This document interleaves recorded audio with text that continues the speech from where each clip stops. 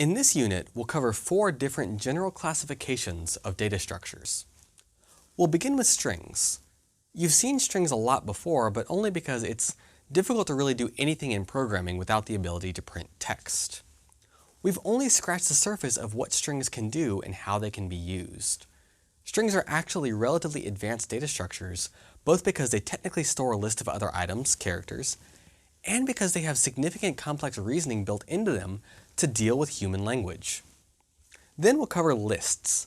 Lists are single variable names that can store several different items of data accessed by a numeric index. For example, we can ask for the 7th value of the list named mylist.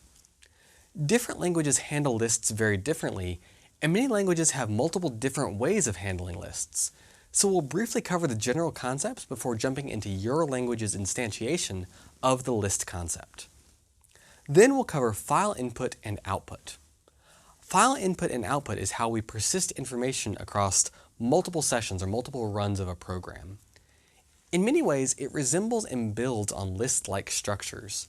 When writing files, we'll very often write all the items in a list one by one. When reading a file, we'll often treat the individual lines like strings in a list. This isn't always the case, but the similarity is sufficient to make this a good time to cover file input and output. Then finally, we'll cover more advanced list-based structures like dictionaries and hash maps.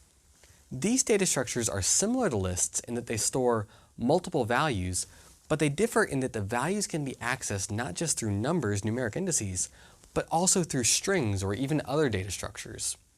You could, for example, have a data structure that stores multiple students and their grades, and to look up my grades, you just look up David instead of having to know that I'm the 7th student on the list. Before we get there though, there are a couple concepts regarding advanced data structures that are useful to understand, so we'll cover those in the remainder of this chapter.